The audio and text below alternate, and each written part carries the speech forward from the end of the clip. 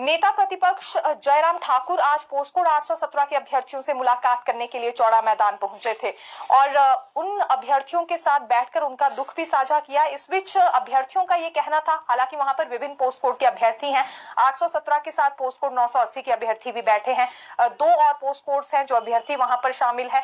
और इस बीच अभ्यर्थियों ने नेता प्रतिपक्ष जयराम ठाकुर से ये बात कह दी कि कम से कम पूर्व जयराम सरकार में भर्तियां तो हो रही थी, इस सरकार में भर्तियों का कोई नामो निशान नहीं है।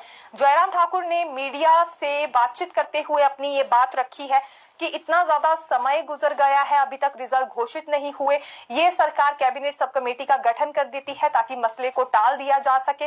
रिजल्ट घोषित करना कोई इतना भी मुश्किल भरा काम नहीं था, आसानी से 817 का रिजल्ट घोषित हो सकता है क्योंकि सभी प्रक्रियाएं भी इसमें पूरी हो गई हैं। सुप्रीम कोर्ट से ऑर्डर आ गया, फिर हाई कोर्ट ने भी लताड़ सरकार को लगाई और तकरीबन 3 महीने का समय दिया था, लेकिन 3 महीने गुजर गए हैं और ऐसे में सरकार फिर रिजल्ट घोषित करने पर नहीं आ रही है। कैबिनेट सब कमेटी बना दी गई है, 3 महीने बाद cabinet sub committee report submit करेगी। इसी बात का हवाला बार बार सरकार की ओर से दिया जा रहा है, जो बिल्कुल ठीक नहीं है। ये अन्याय एक तरह से अभ्यर्थियों के साथ हो रहा है, इन्होंने दिन रात मेहनत की है, इनके लिए रिजल्ट घोषित होना चाहिए। इस बीच एक और बात कही गई नेता प्रतिपक्ष की ओर से अभ्यर्थियों के पास कि प्रत्येक दिन वो भर्तियों से जुड़ा मसला सदन में उठाने वाले हैं ताकि दबाव सरकार पर बन सके जल्द से जल्द रिजल्ट घोषित करने के लिए।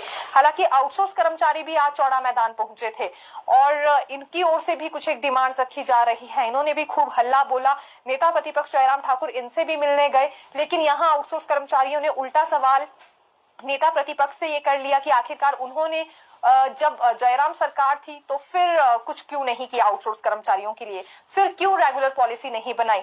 उस वक्त अगर रेगुलर पॉलिसी बन जाती तो बहुत सारे कर्मचारियों को अपनी नौकरी से हाथ नहीं धोना पड़ता। अभी तकरीबन यहाँ 4 से 5 हजार के करीब आउटसोर्स कर्मचारी हैं जिन्हें बाहर का रास्ता दिखा दिया गया है। इसमें कुछ स्वास्थ्य महकमे से संबंधित है, कुछ जल शक्ति विभाग से जुड़े हुए आउटसोर्स कर्मचारी हैं और दोबारा उन्हें रखने पर कोई भी विचार वर्तमान सरकार नहीं कर रही है। अब दूसरी बात क्या है कि आउटसोर्स कर्मचारी रेगुलर पॉलिसी की मांग तो उठा ही रहे थे, लेकिन आज रेगुलर पॉलिसी पर जोर देने के बजाय दूसरी बात आउटसोर्स कर्मचारियों की ओर से कह दी गई है और इसमें इन्होंने मांग ये रखी है कि एक अधिसूचना इनके लिए जारी कर दी जाए जिसमें 58 वर्ष तक की आयु से पहले इन्हें नौकरी से बाहर ना निकाला जाए। इस तरह का प्रावधान इनके लिए होना चाहिए। ये अपनी जॉब को लेकर बहुत ज्यादा इनसिक्योर रहते हैं, कभी भी इन्हें नौकरी से बाहर का रास्ता दिखा दिया जाता है। जब भी एग्रीमेंट खत्म होने वाला होता है तो इनके लिए वो समय काफी ज्यादा परेशानी भरा रहता है और 8 घंटे से ज्यादा की सेवाएं इनसे ली जाती हैं और जो वेतन है वो नाम बराबर दी जा रही है। तो ऐसा क्यों हो रहा है? ऐसा नहीं होना चाहिए। ऐसे में अधिसूचना इनके लिए या तो जारी कर दी जाए या फिर रेगुलर पॉलिसी बननी चाहिए। ठेकेदार प्रथा को बंद किया जाए क्योंकि कुछ एक ठेकेदारों को अपनी डेजिग्नेशन के हिसाब से इन्हें कमीशन भी खिलानी पड़ती है, तो सैलरी ये अपने लिए इस्तेमाल करे या कमीशन में दे दे, इस बात को लेकर भी ये बहुत ज्यादा दुखी रहते हैं। अब आज इन्होंने भी हल्ला बोला था, ये चौड़ा मैदान तक पहुंचे थे। अब एक नई व्यवस्था कर दी गई है। पहले विधानसभा के मेन गेट तक सभी वर्ग पहुंचते थे अपनी आवाज सरकार तक पहुंचाने के लिए, लेकिन अब काफी मीटर दूर चौड़ा मैदान में ही इन सभी वर्गों को रोक दिया जाता है। बड़े बड़े बैरिकेड्स वहां पर लगा दिए जाते हैं। उतने ज्यादा प्रदर्शनकारी नहीं आते हैं जितनी डबल संख्या पुलिस कर्मियों की वहां देखने के लिए मिलती है और एक यही भी कारण है कि सरकार तक देखिए इन सभी वर्गों की आवाज ही नहीं पहुंच पाती है। कितने वर्ग आते हैं अपनी मांगों को लेकर गरजते हैं, लेकिन देखिए जब तक आवाज सरकार तक नहीं पहुंचेगी कैसे फिर समस्याओं का समाधान होगा। अब की बार तो ये भी देखने में आ रहा है कि जो लोग आते हैं उनके कुछ एक प्रतिनिधियों को भी बातचीत के लिए विधानसभा सचिवालय में नहीं बुलाया जाता है। पहले पूर्व जयराम सरकार में कम से कम इतना होता था कि चौड़ा मैदान से 6 से 7 के करीब किसी भी संगठन के प्रतिनिधि जाते थे, अपनी बात रखते थे और फिर आश्वासन दे दिया जाता था कि इनकी समस्या का समाधान होगा। लेकिन अब तो व्यवस्था परिवर्तन ऐसा हुआ है कि कुछ ऐसा भी सिनेरियो हमें देखने के लिए इस सरकार में नहीं मिल रहा है कि प्रतिनिधियों के साथ बातचीत हो रही हो। देखिए, राज्य चयन आयोग की बहाली पर भी आज मुख्यमंत्री सुक्खू की ओर से जवाब दे दिया गया है। ये भाजपा विधायक राकेश चंवाल की ओर से सवाल उठाया गया था कि राज्य चयन आयोग का गठन तो कर दिया, लेकिन बहाली कब होगी, और रुकी भर्तियों पर भी इनकी ओर से सवाल किया गया था। इस पर मुख्यमंत्री सुक्खू ने साफ तौर पर एक तो ये जवाब दिया है कि आधारभूत ढांचा यहाँ पर बनाया जा रहा है, जिस वजह से समय लग जाएगा। पारदर्शिता अभी क्योंकि भर्तियों में लाई जा रही है, और ऐसा ढांचा जब तैयार हो रहा हो तो थोड़ा सा वक्त उसमें लग जाया करता है। दूसरी बड़ी बात इन्होंने पुलिस भर्ती को लेकर कह दी कि कुछ एक भर्तियों की शुरुआत हो चुकी है। पुलिस भर्ती का जिम्मा लोक सेवा आयोग को दे दिया गया है। हालांकि फिजिकल टेस्ट उसका पुलिस अपने स्तर पर करवाएगी, क्योंकि ये लोक सेवा आयोग की ओर से पहले ही क्लियर कर दिया गया है फिजिकल टेस्ट उनके मेंबर्स नहीं करवाते हैं, इसलिए फिजिकल टेस्ट का जिम्मा पुलिस के पास ही रहेगा, पुलिस विभाग के पास ही रहेगा। इसके अलावा लिखित परीक्षा जरूर लोक सेवा आयोग की ओर से कंडक्ट करवाई जाएगी बहुत जल्दी। तीसरी बात, मुख्यमंत्री ने यह भी स्पष्ट कर दी है कि 1 लाख नौकरियां देने का जो वायदा हुआ था वो सभी नौकरियां सरकारी क्षेत्र में दी जाएंगी। ये बात सरकार ने नहीं कही थी, बल्कि इसमें 20,000 नौकरियां सरकारी क्षेत्र में दी जाएंगी और बाकी विभिन्न विभागों में या जगहों पर पोस्ट निकाली जाएगी, एक पोस्ट क्रिएट की जाएगी, जो कि सरकार कर भी रही है। नए नए अवसर रोजगार के यहाँ पर युवाओं के लिए ढूंढे जा रहे हैं। हालांकि 31 मार्च से पहले 20,000 के करीब नौकरियां भी पूरी हो जाएंगी सरकारी क्षेत्र में। ये बात भी मुख्यमंत्री ने आज क्लियर की है। इससे पहले भी कई दफा ये कह चुके हैं, जिसमें इनका मानना रहता है कि एक तो वन मित्र भर्ती है, दूसरी पुलिस भर्ती है, और भी ऐसी मल्टीटास्क वर्कर्स, पैरा वर्कर भर्ती होने वाली है। तो कुल मिलाकर ये पद 20,000 के करीब हो जाएंगे। हालांकि सबसे ज्यादा शिक्षा महकमे में 6500 के करीब पद भरे जाने हैं, लेकिन वहां बैच वाइज आधार पर जरूर प्रक्रिया शुरू हुई है और बात काउंसलिंग तक ही फंसी है। उसके बाद नियुक्तियां किसी को नहीं मिली। और दूसरी बात, कमीशन वाइज करें तो जब तक राज्य चयन आयोग बहाल नहीं होगा तब तक ये भी भर्तियों का सिलसिला शुरू नहीं हो पाएगा कमीशन आधार पर। मुख्यमंत्री ने कहा है कि अब चेयरमैन की नियुक्ति जल्दी ही होगी और फिर राज्य चयन आयोग में ये भर्तियों की शुरुआत होने वाली है।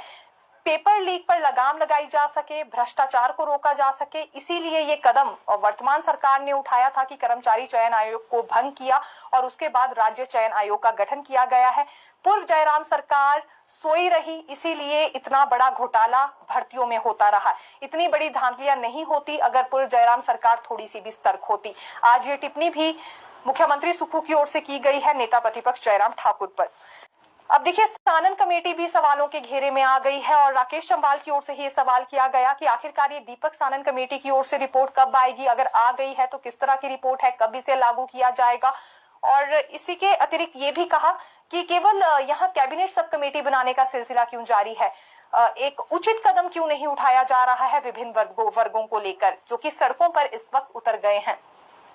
इस पर मुख्यमंत्री सुक्खू ने स्पष्टीकरण ये दिया है कि दीपक सानन की जो कमेटी बनाई गई थी उसकी फाइनल रिपोर्ट आ चुकी है।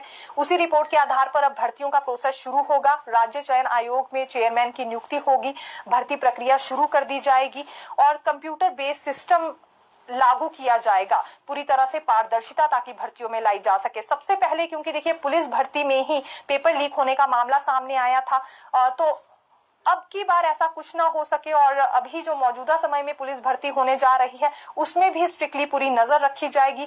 पेपर लीक होने की कोई संभावना ही ना बचे, ये वर्तमान सरकार की ओर से अब यहाँ प्रयास किए जा रहे हैं। तो सीबीटी सिस्टम भी लागू किया जाएगा और पेपर लीक ना हो सके, और ऐसे जो आरोपी थे भी पेपर लीक करने वाले, उनकी भी गिरफ्तारियां हो चुकी है। जेईआईटी पोस्ट कोड 817 का विशेष तौर से जिक्र करते हुए मुख्यमंत्री ने ये कहा है कि ये पिछली सरकार से लेकर परेशान चल रहे हैं। सुक्खू सरकार को आए हुए महज 1 साल हुआ है, 13 से 14 के करीब अभी महीने हुए हैं, लेकिन पूर्व जयराम सरकार से लेकर ये परेशान चल रहे थे और धांधलियां भी उसी वक्त पेपर लीक होने की सामने आई है। अब लोक सेवा आयोग को सभी नियुक्तियों का जिम्मा यहाँ पर दे दिया गया है। आज एक सवाल और लगाया गया था, ये कांग्रेस विधायक राजेंद्र राणा की ओर से देखिए यहाँ पर सवाल पूछा गया था, जिसमें उन्होंने ये कहा कि आखिरकार कितनी नौकरियां भी सरकार 1 साल में दे पाई हैं और कितने परिणाम लंबित है। तो मुख्यमंत्री सुक्खू ने इसमें जवाब ये दिया है कि 1 साल के भीतर लोक सेवा आयोग के माध्यम से इंटरव्यू और लिखित परीक्षा के बाद 750 लोगों को नौकरियां दे दी गई हैं।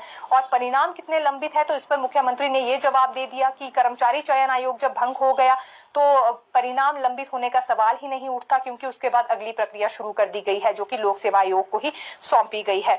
भर्तियों से संबंधित सवाल किया गया था तो वन मित्र भर्ती, पुलिस भर्ती, इन 2 से 3 भर्तियों का जिक्र उन्होंने किया। और पुलिस भर्ती में ये कह दिया गया है कि लोक सेवा आयोग पुलिस भर्ती करवाएगा और जो फिजिकल टेस्ट होगा वो पुलिस विभाग अपने स्तर पर करवाएगा। 1226 के करीब ये पद भरे जाएंगे। इसमें 818 पद पुरुष कांस्टेबल के हैं, 351 महिला कांस्टेबल के हैं और 57 पद पुरुष चालक के भी शामिल हैं।